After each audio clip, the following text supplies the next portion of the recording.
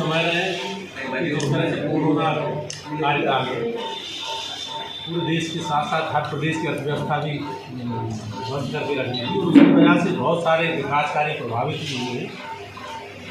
लेकिन उसके बाद माननीय मुख्यमंत्री इसलिए धन्यवाद के पात्र हैं, इतनी विषम अर्थव्यवस्था के बीच उन्होंने प्रदेश के विकास कार्यों को थमने नहीं दिया और विकास कार्य लगातार जारी है। उनमें हम देखें थे किसी भी प्रदेश के उन्नति के लिए सड़क, पानी, बिजली सबसे महत्वपूर्ण आयाम मैं समझता हूँ। जो पिछले 2 साल में कोरोना की महामारी के बावजूद, अर्थव्यवस्था की बहुत दयनीय स्थिति होने के बावजूद 5322 किलोमीटर सड़कें और 164 पुलों का निर्माण कराया पिछले 2 साल में और 10,000 करोड़ की लागत। इसी तरह किसानों को लेकर सबसे महत्वपूर्ण 1,72,000 करोड़ रुपए अकाउंट में आए हैं, चाहे वो बीमा के माध्यम से हो, मुआवजे के माध्यम से हो। एक बहुत जो एक कई बार दूसरी राजनीतिक लोग कहते हैं कि 6,000 रुपये प्रधानमंत्री जी डालते हैं किसान सम्मान निधि और 4,000 रुपये हमारे मुख्यमंत्री डालते हैं मुख्यमंत्री सम्मान निधि। तो छोटे किसान के लिए जीवनदायी साबित होते हैं वो 2,000 रुपये हम महसूस करते हैं। लेकिन ये कहने में 2,000 और 6,000 और 4,000 है, लेकिन पिछले साल में ये 15,000 करोड़ रुपए किसानों के खाते में केवल ये गया है प्रधानमंत्री और मुख्यमंत्री सम्मान। एक तरह से किसानों का सम्मान भाव है जो देश की अर्थव्यवस्था जिन पर डिपेंड है। किसान देश की अर्थव्यवस्था का आधार स्तंभ है हमारे देश का। तो अब हम देखते हैं कोई किसी भी क्षेत्र में काम करता है, अच्छा काम करता है तो उसको सम्मान दिया जाता है। बड़े बड़े सम्मान भी, उसमें पैसा बहुत महत्वपूर्ण नहीं होता, लेकिन बड़े बड़े सम्मान हमने कोई बहुत बड़ी उपलब्धि या देखें उनने का 100 रुपये पुरस्कार दिया जा रहा है, 10 रुपये, जबकि वो बहुत बड़े बड़े विभागों में होता है।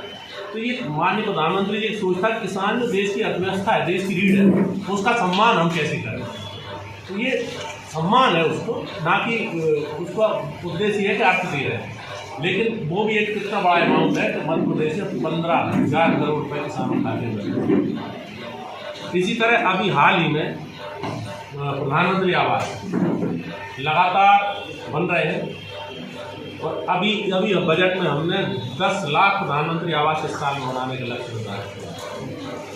10 लाख प्रधानमंत्री आवास मध्य प्रदेश में इस साल मध्य प्रदेश की बात है।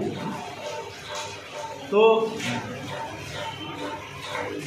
सबसे बड़ी घोषणा अभी जो मुख्यमंत्री जी ने करी विधानसभा में कि जो पिछली सरकार ने किसानों का कर्ज माफ किया, आप सबने पढ़ा हो 6 या 8,000 करोड़ रुपये, उसमें भी सोसाइटी जो कोऑपरेटिव बैंक है उनको कह दिया कि आप माफ कर दिया, वसूले देने। लेकिन उसमें जो बैंकर्स को पैसा सरकार नहीं दे पाए तो बैंकों ने दोबारा से रिकवरी शुरू कर दी। तो उस वजह से कितने किसानों का ब्याज बहुत तीव्र गति से बढ़ गया। तो वो ब्याज माफ कराया अभी माने 88 लाख तो बिजली के बिल माफ करेंगे और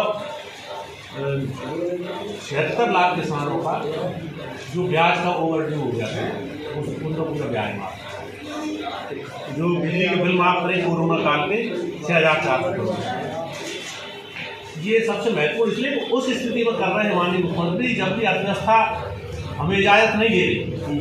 ये उनकी प्रबंधन क्षमता है कि वो उसके बावजूद भी आम आदमी के हित में जो भी हो सकता है वो सब संभव प्रयास कर रहे हैं। SC/ST बच्चों को 1,081 करोड़ की छात्रवृत्ति। इसी तरह रोजगार को लेकर प्रति माह रोजगार दिवस मनाते हैं, आपको पता है पिछले 4 माह से हम शुरू कर रहे हैं। और रोजगार से मतलब केवल आप ये नहीं उसको गवर्नमेंट जॉब या जॉब से नहीं आंक सकते कि रोज, और वो पूरी दुनिया में कोई मुल्क नहीं है जो सबको रोजगार दे सके। वर्ल्ड में अधिकतम रोजगार 3% पॉपुलेशन के मापदंड है, इससे ज़्यादा आप दे नहीं सकते। अगर हमारे 100 करोड़ पॉपुलेशन है तो केवल आप 3 करोड़ को दे पाओगे। लेकिन स्वरोजगार को जब तक आप प्रोत्साहन नहीं देंगे, भले वो छोटे स्तर पे हो बड़े स्तर पे। तो अभी पिछले 4 महीने में बैंकों के माध्यम से लोन दिला के उनको रोजगार के लिए हितग्राहियों को हमने जो है 2004 माह में 10 लाख लोगों को स्वयं के रोजगार के लिए बैंकों के माध्यम से, गवर्नमेंट की योजनाओं के माध्यम से ऋण उपलब्ध कराया है। और उनमें से कई तो ऐसे उद्योग हैं, हम खुद भी हर माह जो उद्योगी उनको जब देते तो कई ने तो ऐसे उद्योग लगाए तो 10-10, 20-20 लोगों को और रोजगार दे रहे हैं। 10 लाख तो खो देंगे, लेकिन वो उनके साथ जो काम कर रहा है व्यक्ति वो भी रोजगार से लगा। ये एक बहुत बड़ी योजना जो रोजगार को लेके लाड़ी लक्ष्मी बेटी है।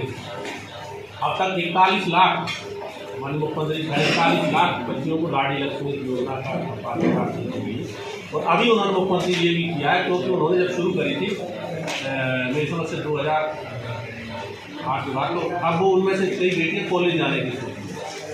तो वो कॉलेज जाएंगे तो उनको 25,000 रुपये छात्रवृत्ति उन सारी बच्चियों को दी है। ये बहुत बड़ा निर्णय है, इससे बच्चों को, और इसका सबसे बड़ा लाभ क्या हो, लाल लक्ष्मी योजना और अन्य योजनाओं का कि बर्थ रेशो बढ़ा रही है। जो आज से 8 साल पहले 1,000 बच्चों के लड़कों के प्रतिशत में 927 बेटियाँ होती थी, आज वो 956 रेशो। कहने का मतलब कि जो हम लोग देख नहीं पा रहे उस चीज़ का जो सबसे बड़ा लाभ हुआ है, बच्चों को जन्म देने में आदमी अब संकोच नहीं कर रहा। तो उनको लगता है कि मध्य प्रदेश की भाजपा सरकार उनके जीवन यापन भी सारे साधन, ये एक बड़ी उपलब्धि होगी। एक सबसे बड़ी उपलब्धि शिक्षा की क्षेत्र में सीएम राइज स्कूल 350 फीस बजा। सीएम राइज स्कूल है तो वो उसके जो हम प्राइवेट स्कूल शिक्षा को लेकर बहुत महत्वपूर्ण एक हमेशा से रहा है कि सरकारी स्कूलों को दूसरे दर्जे का माना जाता है, प्राइवेट स्कूलों में ये माना जाता है कि शिक्षा अच्छी केवल प्राइवेट स्कूल ही दे रहे हैं।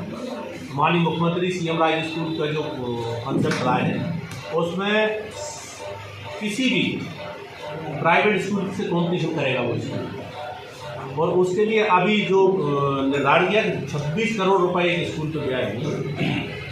सारी जो भी सुविधा हो सकती है स्कूल की बिल्डिंग से लेकर, तो आप सोच सकते हैं 26 करोड़ में अगर स्कूल बनेगा। और उसमें ये भी कि उसका उद्देश्य ये क्या एक एरिया तय करेंगे कितने एरिया के बच्चे वहाँ आके पढ़ेंगे, और उनको बसें निःशुल्क बस गवर्नमेंट की बस उपलब्ध कराएगी। स्कूल को निःशुल्क बस लेने जाएगी, बच्चों को छोड़ने जाएगी।